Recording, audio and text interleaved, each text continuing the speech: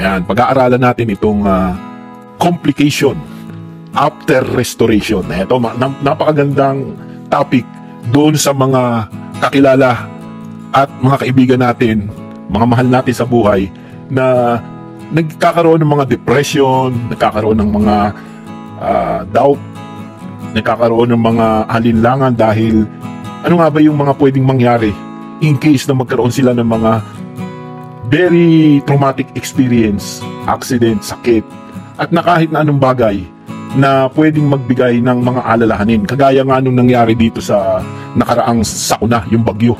Maraming mga tao na hindi natin alam ang pakiramdam ngayon dahil they are experiencing the moment na napakahirap.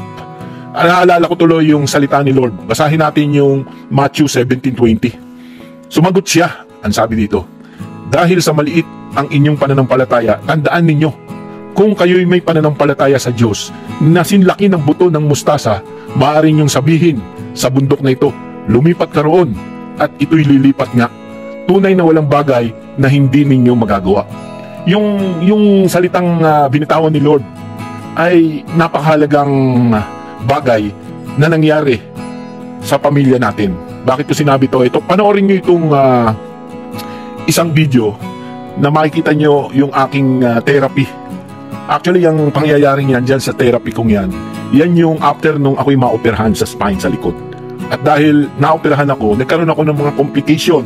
Maraming mga complication ang nangyari sa akin. Isang nga riyan yung aking knee ay nahihirapan ng i-straight ng aking mga therapist.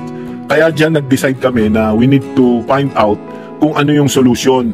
And isa sa mga sinabi ng doktor namin na option is they need to operate my two knee para maging straight.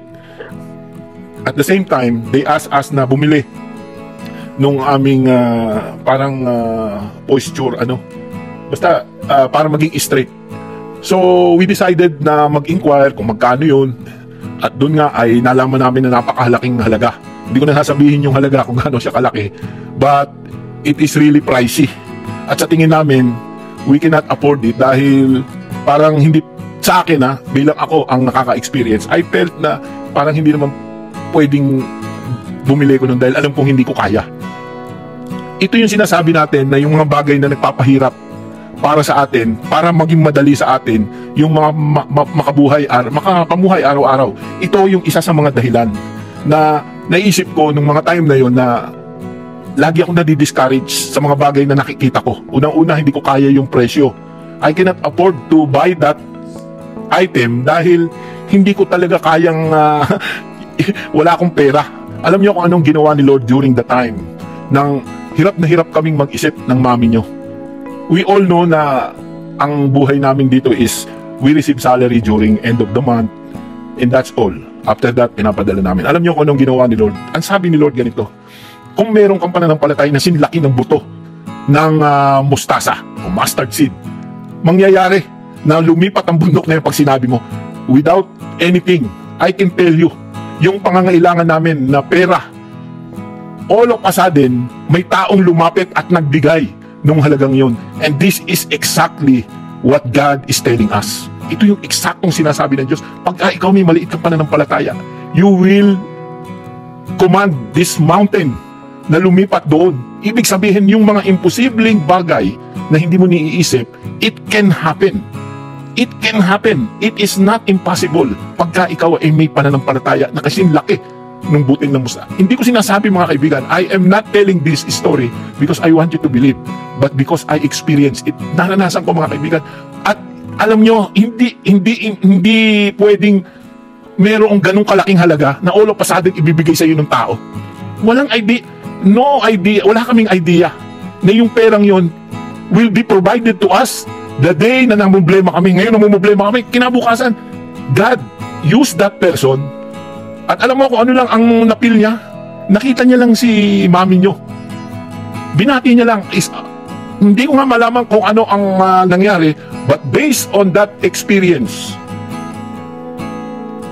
yung perang yon na hindi ko maalam kung may magbibigay ng ganong kalaking halaga, in a matter of hours lang. Ngayon namin naisip na kailangan natin yon. Kinabukasan, all of a sudden, binigay ni Lord using that person. Kaya madalas lagi tayong nadi-discourage. Nakikita natin dahil mahirap, wala tayong resources. Hindi natin alam that it is about our faith, our belief. Paano tayo magtitiwala sa Diyos? Ang sabi ng Diyos, just as little, as tiny, sa buto ng mustasa, you can ask this mountain to go there and it will happen.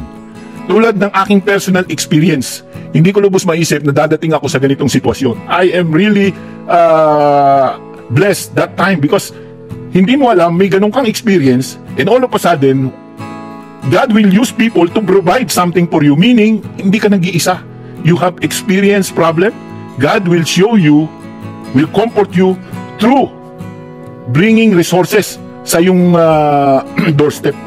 Kaya sa kabila ng mga naranasan ko, masasabi ko na di ako pinabayaan ng Diyos. This testimony is known to few. Hindi ko sinasabi to. I do not want to tell to everyone. But because I want you to have faith as little, as tiny as mustard seed, I want you to keep in your mind na kapag ka tayo nagtiwala sa Diyos, we can do everything because God will provide us the necessary things para ma-accomplish yun. Sa kabila ng aking naranasan, never kong na-feel na nag-isa ako. Laging mayroong kasama. Laging mayroong guidance ni Lord. I can tell you all the story. Kulang ang oras. But this is the story na meron ako personal experience. Kaya yung taong pinrovide yung pangailangan namin yun, alam mo kung anong nangyari sa kanya? Today, he is very influential person sa business. At siya ngayon ay masasabi ko because of yung kanyang pagsunod. Hindi ko alam kung Christian siya o Christian. Not same as what we are believing, but I know everybody is believing sa Lord in His own way, in her own ways. Binigyan tayo ng blessing through this family. At siya ngayon, mga kaibigan, mga anak, ay nagbunga yung kanyang ginawang yun. And I keep on telling to God na bless mo ang taong to. I always pray. Pagka may time kami, pinagpe-pray namin talaga yung pamilyang yun dahil part sila ng mga blessing na ibinigay ng Diyos sa akin. Anong application? Application? Maging handa lang tayo sa mga pagsubok. Magiging handa lang tayo sa mga pagsubok kung aware tayo sa mga pangako ng Diyos na kailangan nating magkaroon ng maliit na pananampalataya para magkaroon ng solusyon yung mga problemang dinadanas natin. At ang panalangin natin to our God that we will have faith sa anumang sitwasyon, circumstance na mayroon tayo dahil hindi tayo iiwan ng Diyos. In Jesus' name we pray. Amen. Okay. Anyone you want to add?